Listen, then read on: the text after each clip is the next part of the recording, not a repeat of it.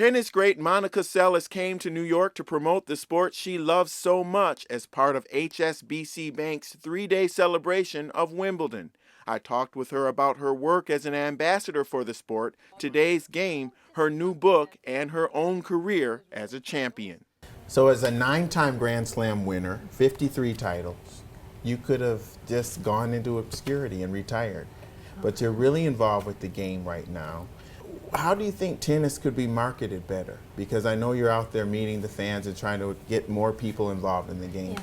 Well, as somebody that loves really the game of sport, I mean, as a little child, I kind of got into it innocently. Everything else that has come with it has just been like a bonus. But end of the day, I love to play tennis and I love the sport. As somebody also who wants to see grow tennis in the U.S. We definitely had a little bit of a stagnating point, and I think especially after we see Serena retired, we really, don't have anybody that at the moment has the potential of someone like Serena, but at the same point, any of us that play tennis, we know there's only one Serena.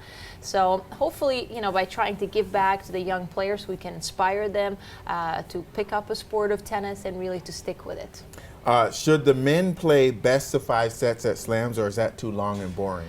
It really just depends. I think like on clay, I really wish it would be 2 out of 3 because I think realistically you have to be a super tennis fan to watch a 5+ hour some match.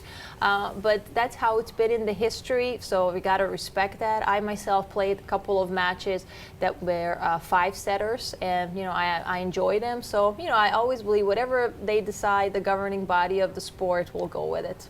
Yeah, is the prize money big enough? I really don't follow the prize money. I mean, I really didn't know it when I played, let alone now. So don't ask me. I have no idea. Okay.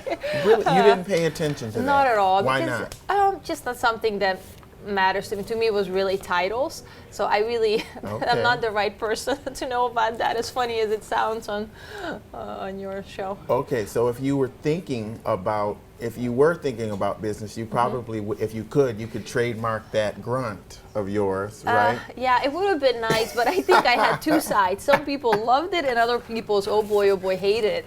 And I've got a lot of flack for it, but obviously the players now have taken it to a brand new level. Where did it come from for you? For me, I've grunted since age 7, 8. I think because I was a little girl and they didn't have kids' rackets those days. So my dad just gave me his racket to play, and I was really tiny, and I put all my energy into it.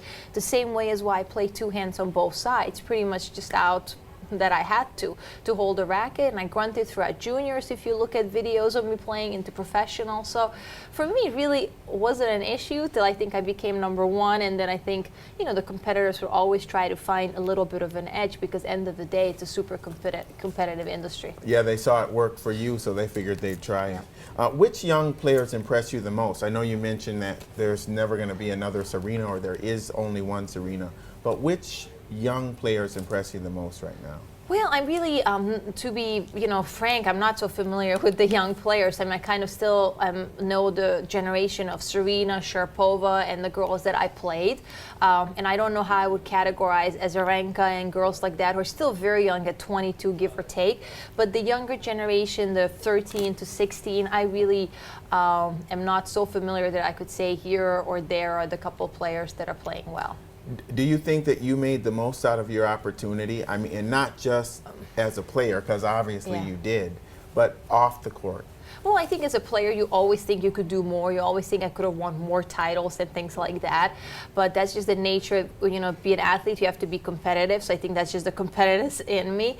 But at the same point, I also had to respect my body when my body gave up and said, okay, it's time for me to retire. That's why it's really wonderful to see Serena playing her probably best tennis in the twilight part of her career. Do you think that business has gotten to become too much of a part of tennis? Because you seem to be a real purist. Yeah, well, I think I am, and I hope a couple of players are, but you always have, a mix of people in there. But tennis definitely has become a global industry because tennis in the U.S. has kind of stagnated, but in Asia, in Europe, it has really taken on a boom, and we see a lot of tournaments moving to Europe and Asia, unfortunately. And I really hope that tennis in the U.S. will have a resurgence, a comeback, because I think it's a sport for a lifetime. Tell me about your book.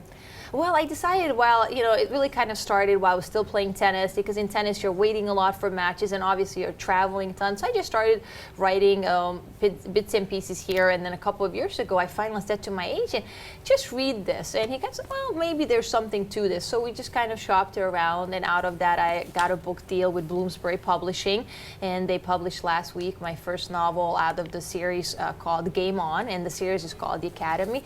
And pretty much it follows a couple of young athletes who live in this academy, and there are two ways to get into it. One is with money, and the other one is with talent. And it's just, they all live together, they all share the same dream. We have a character, Maya, who's in tennis, then we have another character who is in swimming, golf, and football. Okay, so you really wanted fiction. Was there a reason you didn't do nonfiction?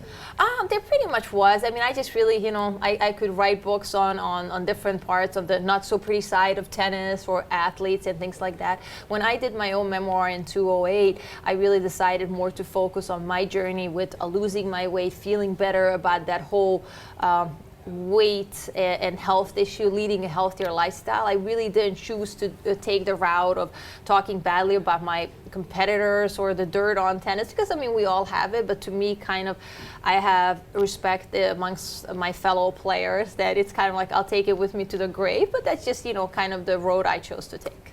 Okay.